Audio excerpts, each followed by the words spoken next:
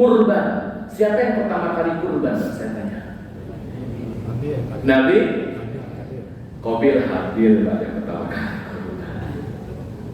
Qabil Habil yang pertama kali kurban. Wa id qarraba qurbanan fatuqabbila min ahadihima wa lam yutaqabbal min al-akhar. Surah Al-Maidah ayat 27-26. Cek ya. Surah Al-Maidah ayat 27-26 tentang dua anak Nabi Adam yang berkurban. Apa ini? Id qarraba qurbanan fatuqabbila min ahadihima wa lam yutaqabbal min al-akhar. Kita cek dulu. Qarraba ya 27 surah Al-Maidah ayat 27. Id qarraba qurbanan. Itu kurban pertama kali Pak di dunia. Anaknya Nabi Adam, Qabil dan Habil. Baru yang kurban kedua kalinya adalah Nabi Ibrahim. Di surah As-Saffat surah ke-37 ayat ke-102 kata Nabi Ibrahim kepada anaknya, "Ya bunayya inni ara fil manam anni azbahu fanzur madza tara." Kata Nabi Ibrahim, "Nah, Bapak menyembelih kamu, kira-kira menurut kamu gimana?" Singkat cerita Pak, perintah Nabi Ibrahim menyembelih Ismail menjadi syariat ibadah kurban. Singkat cerita di pembaca sejarah.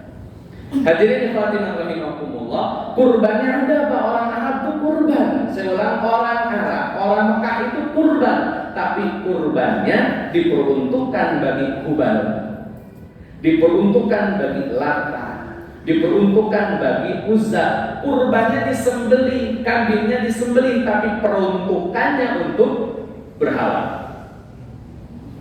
Kurbannya ada, prakteknya salah. Nabi perbaiki prakteknya dengan menyembelih hewan yang diperuntukkan untuk Allah. Diulang, diperuntukannya untuk Allah. Kurban dibenahi. Istilahnya ada, prakteknya menyimpang. Oleh Nabi dipertahankan istilahnya, prakteknya nanti. Itu cara Nabi menghadapi budaya Pak. Yang ketiga, Nabi SAW menghadapi kenyataan kalau orang Mekah, lagi musim haji, mereka punya keputusan. Ini keputusan orang Mekah. Saya ulang, ini keputusan orang Mekah. Kalau ada orang non Mekah melakukan ibadah haji kemudian tawaf, maka orang-orang non Mekah harus pakai bajunya orang Mekah. Bapak nih, orang Indonesia mau haji ke Mekah zaman Nabi Muhammad, Pak, maka kata orang Mekah harus pakai bajunya orang Mekah. Beli kalau punya duit atau minjem kalau punya akses atau koneksi. Gak bisa beli, gak bisa minjem, maka kata orang Mekah, orang non Mekah kalau mau tawaf, tawafnya harus telanjang bulan. Itu fakta, bahwa tawaf di zaman Nabi bagi orang non Mekah itu telanjang bulan. Kenapa? Mereka tidak punya uang untuk beli baju, mereka tidak punya akses untuk pinjam baju, maka mereka tawafnya sambil telanjang bulan Pak, bagi laki-laki, telanjang dada bagi perempuan. Persoalannya Pak, kalau maksa pakai baju sendiri bagaimana? Kata orang Mekah, jika hajinya ingin mabrur, maka baju yang sudah dipakai tawaf harus dibuang. Sampai Pak, dalam syarah Ibnu Hisham ada seorang jemaah haji yang dia maksa pakai baju sendiri ketika tawaf. Habis haji dia buang baju itu, kemudian dia tangisi baju yang dia buang, dia bikin syair, isinya kesedihan ketika kehilangan baju. Itu syair dalam Ibnu Hisham. Cuma saya nggak hafal syairnya. Intinya ada syair karena kehilangan baju. Baik, hadirin rahimakumullah, haji itu sudah ada. Dan itu praktek Nabi Ibrahim alaihissalam dalam surah Al-Baqarah ayat 127, 128. Di ayat 128-nya, wa arina mana sikana wa tub alaina innaka at-tawwabur rahim. Kata Nabi Ibrahim alaihissalam. Haji sudah ada di zaman Nabi Ibrahim. Orang Mekah juga ibadah haji, tapi sayangnya orang Mekah dipaksa tawafnya telanjang bulan. Ini penyimpangan. Maka Nabi Muhammad mempertahankan hajinya dan merapihkan praktek hajinya. Itu cara Nabi menghadapi budaya. Hadirin ikhwatina rahimakumullah, terakhir ada mitos kalau gerhana itu gara-gara meninggal atau lahirnya seorang tokoh, maka oleh Nabi keyakinan itu dialihkan. Keyakinan tentang gerhana itu berhubungan dengan lahirnya seorang yang hebat atau meninggalnya yang hebat, oleh Nabi dialihkan. Kemana dialihkannya? Satu, fad'ullah, doa kepada Allah. Tadinya itu mitos Pak yang berkembang, oleh Nabi digeser, doa. Habis doa bertakbir, habis takbir sholat, habis sholat sedekah. Nabi sedang memberikan sebuah produk, formula yang baru untuk menggantikan mitos gerhana matahari. Itu cara Nabi menghadapi budaya. Ada solusi yang Nabi tawarkan, ada pendekatan kultural yang Nabi lakukan.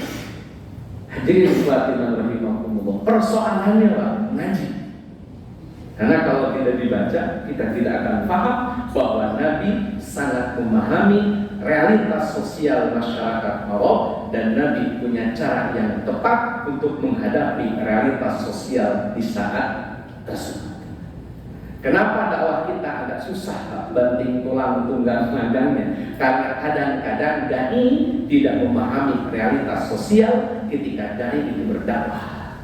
Dia tidak paham realitas sosial yang sekarang dihadapi seperti apa dan apa. Yang jelas dia punya ilmu, dia sudah memahami ilmunya dengan baik, dia ajarkan ilmunya, padahal ilmu yang dia bawa tidak linear dengan realitas sosial yang sedang dihadapi. Persoalannya juga. Maka Nabi SAW menjelaskan kepada para sahabat, kata Nabi, khatibun nas ala qadri uqulihim, berdakwalah di hadapan manusia dengan sesuai dengan kapasitas pemahaman manusia. Jangan sampai jomplang, jangan sampai jauh panggang daripada api. Harus sesuai dengan kebutuhan masyarakat di mana kita tinggal. Maka tindakan-tindakan yang melawan arus terkadang tidak diyakini sebagai sebuah kebenaran. Ketika aktivitas yang dilakukan terlampau melawan arus, justru mengikuti ritme yang ada, itu bagian dari cara yang dibenarkan oleh agama. Toh Nabi SAW pun melakukan hal demikian. Bertemu dengan realitas sosial, Nabi tolak jika bertentangan dengan syariat, Nabi lestarikan jika tidak bertentangan dengan syariat. Jika diksinya benar, prakteknya keliru, Nabi pertahankan diksinya, Nabi perbaiki praktek yang kelirunya. Sekali lagi, itu cara Nabi, manhaj Nabi dalam mensikapi realitas sosial masyarakat. PR kita hari ini, Indonesia punya realitas sosial. Maka tugas kita memahami realitas itu dan bersikaplah secerdas Nabi Muhammad SAW, sepintar Nabi Muhammad SAW.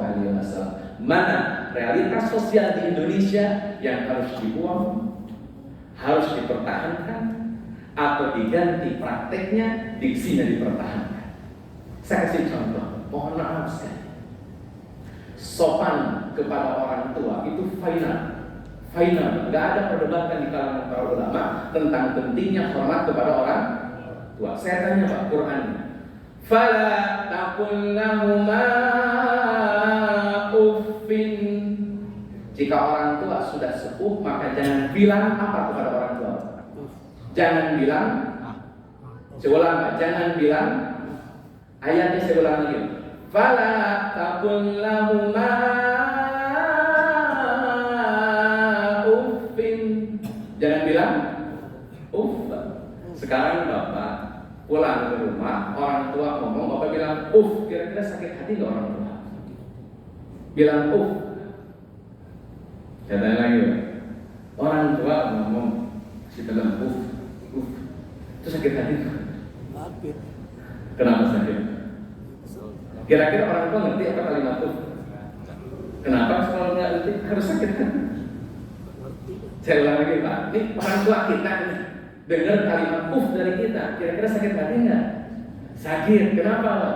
Orang tua tahu nggak artinya uff apaan? Makanya terjemahnya jadi padahal Qurannya bilang uff. Itu sudah merubah mana tuh? Dari uff jadi Sejak kapan Qurannya jadi bilang Fala taqul lahuma nggak ada. Yang ada fala taqul lahuma bukan kapan berubah jadi menyesuaikan bahwa kalimat itu di Arab. Kalau datang ke Indonesia jadi Bapak bilang depan orang tua itu kurang sopan. Seperti orang Arab kalau bilang di depan orang tua. Mungkin geser ke Betawi Pak jadi ya elah mungkin. Ya elahnya, itu sudah masuk apa itu? Atau di orang Sunda Pak, depan orang tua juga tuh sopan. Maka prinsipnya adalah sopan santunnya, bukan pada teksnya Pak. Saya geser Bapak Ibu main ke Arab, kemudian pegang janggutnya orang Arab, itu penghormatan. Bapak-bapak bukan Bapak Ibu.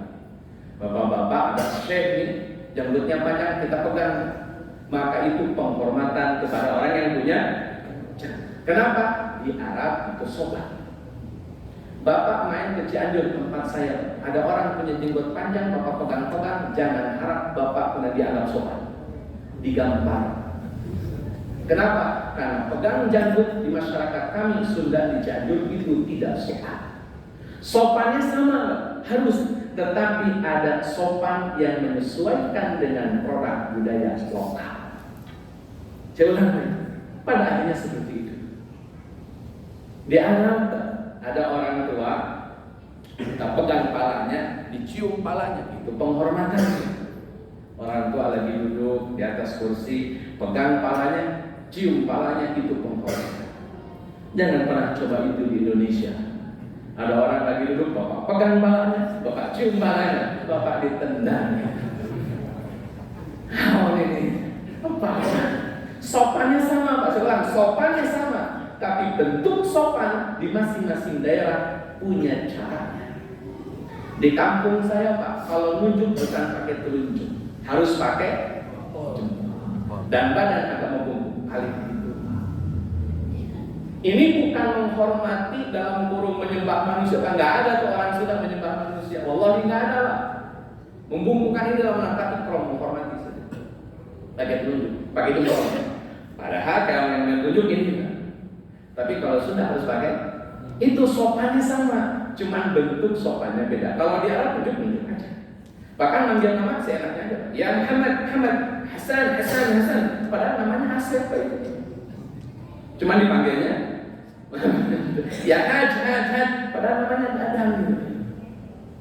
Itu masyarakat. Jadi masing-masing ada realitas sosial yang harus dibaca. Maka berlakulah secerdas Nabi Muhammad SAW ketika melihat realitas sosial, apa yang harus disikapi, sebagaimana Nabi mensikapi realitas sosial yang terjadi di masyarakat Allah dan Madinah waktu itu. Baik hadirin ikhwati wa rahimakumullah, sekian yang bisa disampaikan. Ini khutbah gerhana yang singkat dan tadi terselang oleh azan. Mudah-mudahan momen ini menjadi momen tambahan informasi bahwa ada cara Nabi dalam mensikapi budaya. Persoalannya baca, pelajari, ngaji, dan coba secerdas Nabi Sallallahu Alaihi Wasallam. Sekian, assalamualaikum warahmatullahi wabarakatuh.